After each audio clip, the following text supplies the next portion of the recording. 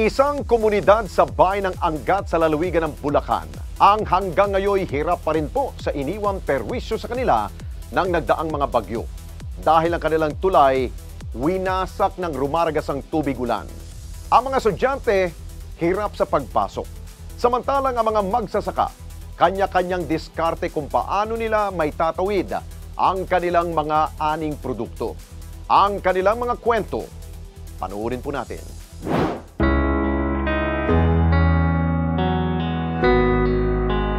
Ang tulay ay simbolo ng isang masigla at progresibong komunidad. Ngunit paano kung ang tulay sa inyong lugar ay paulit-ulit na hinahagupit at sinisira ng mga dumadaang bagyo?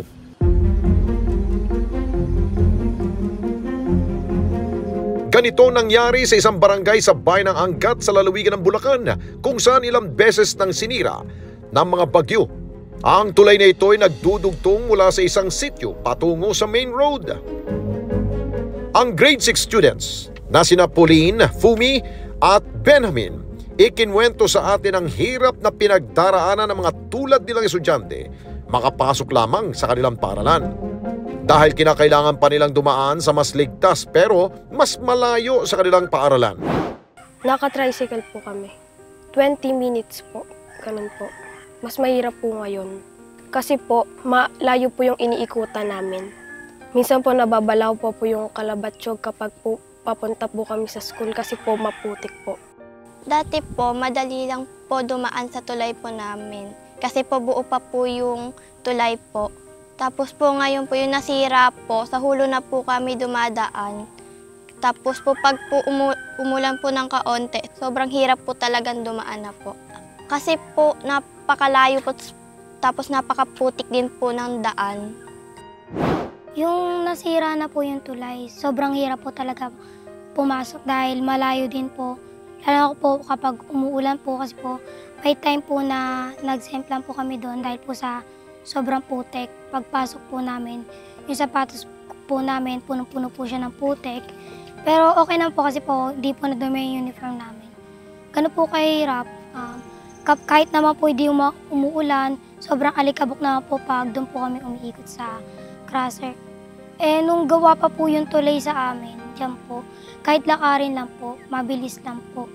Tsaka po, hindi po pahirapan yung pagpasok kahit umulan po or hindi po siya maputik. Sobrang ganda po ng daan.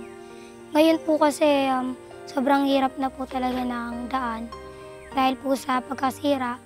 Pero ang ibang estudyante mas piniling tumawid sa mga naglalaki ang bato sa ilog. Hindi alintanang peligro na maaari nilang kakaharapin.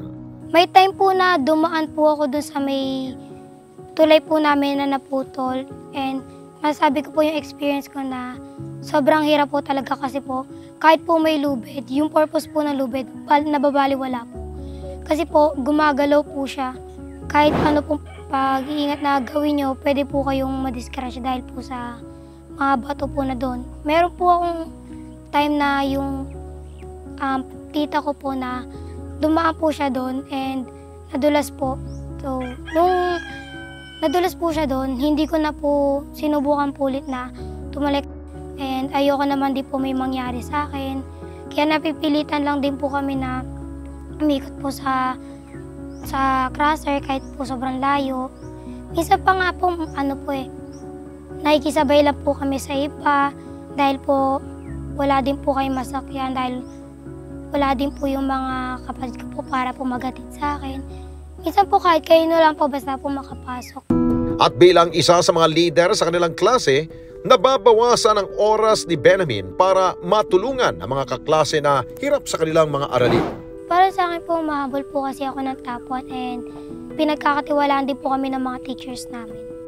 Kung mas maaga po kasi kayo makakapasok, mas may tutulong po kami sa ibang klase namin po. Kasi po, ginagawa po namin, kapag maaga po kami nakakapagturo po kami sa mga batang mabagal po magbasa. Pero ngayon po, hindi na po nakakapagturo kasi nga po, medyo hindi na po naagaan yung pagpasok dahil po sa epekto ng pagputol ng tulay.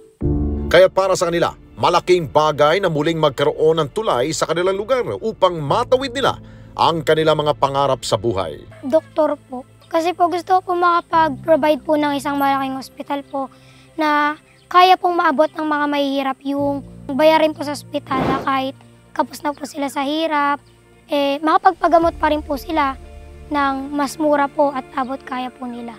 Kahit ano pa pong service ng pagiging doktor po, basta po kaya po nila maabot at makatulong po sa iba. Bukod sa mga estudyante, mas hirap ang mga magsasaka na madala sa merkado ang kanilang mga ani. Pati kami, magsasaka, hirap na hirap po maglabas ng gulay. At minsan yung karmatyo na yung sinasakyan namin, nasisira. Doon na lang kami, hanggang doon na lang kami. Malaki yung diferensya. Kasi nung dito, 10 minutes o 5 minutes, nasa bintahan na kami. Ngayon, inaabot ng kalahating oras. Bukod sa nasirang tulay, apektado rin ang presyo ng gulay na kanilang ibinebenta. Kung minsan mababang gulay. Kung minsan mataas, tulad ng babagyo, mababa ang presyo. Kaya hirap po kami. Kulang pa sa pataba ang aming nakukuha. Minsan may lamog na ho. Ay kasi yung karsada hindi yung pwedeng ganun-ganun ho. Bako-bako. Kung minsan nabalaho, hindi na makalis. Halit na magandang bibinta, mahina na. Isa si Mang Reynaldo sa mga magsasakang nahihirapan na sa sitwasyon dahil sa kanilang putol na tulay. Magsaka. Yun lang kami kinabubuhay dito. Pagsaka kay komisyon, nalulugi pa. Talagang pahirap pa. Mayroon dumando sa hulo. Hindi makaraan yung pagpasok na ganun. Hindi ka man saan gati, tricycle ka. Maliban sa dagdag gastos para maihatid sa pamilihan ang kanilang mga produkto, sako-sakong palay din ang nabubulok. Dagdag talagang ko. Palay namin, nabubulok. Hindi maibilan pag lumaki. Wala kami dadaanan jeepney, hirap dumaan daw dahil hindi makalikaw.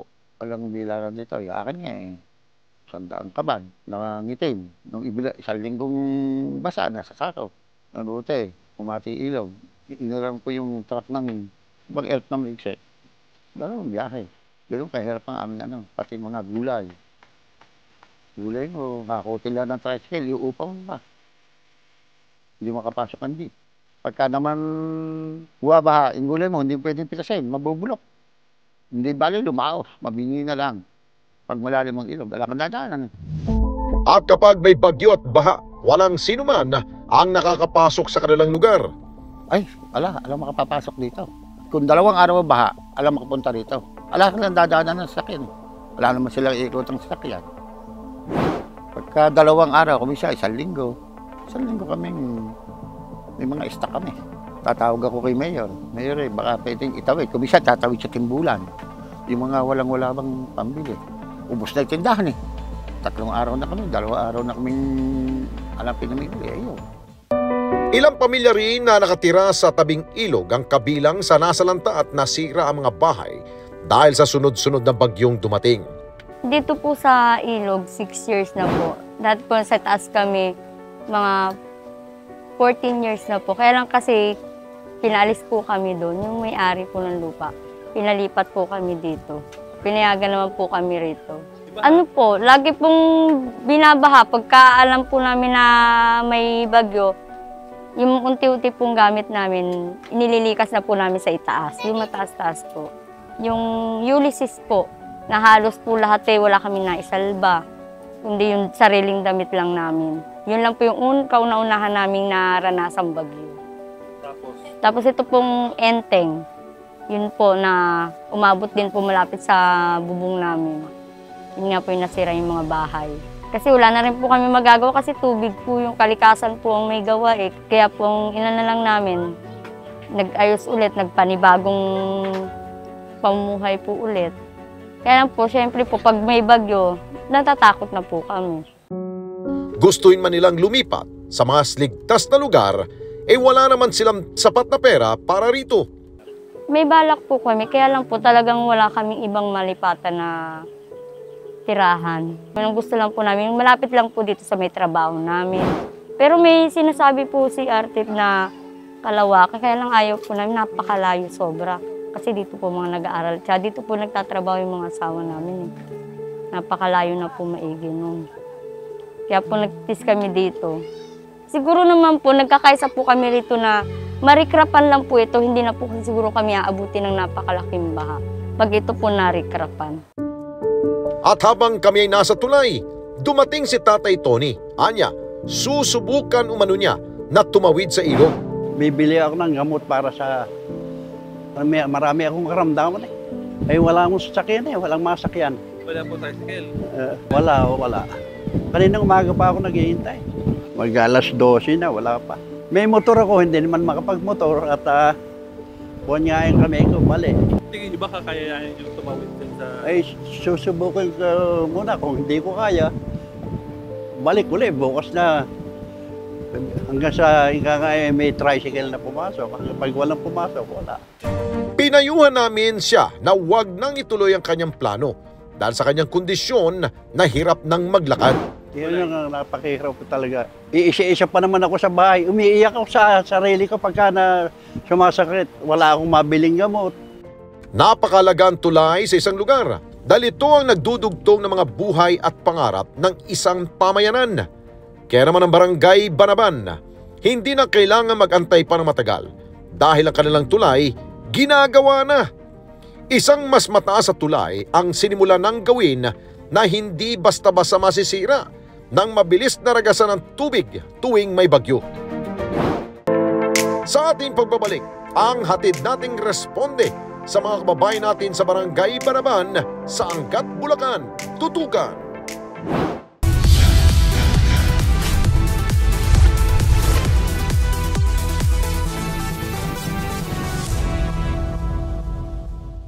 Mga kababayan, salamat po sa inyo pong pagsubaybay sa Responde Mata ng Mamamayan. Para mapanood pa ang iba pa naming pagresponde sa ating mga kababayan, i-click lamang ang subscribe button o i-follow lamang ang Net25 social media pages at Net25 TV.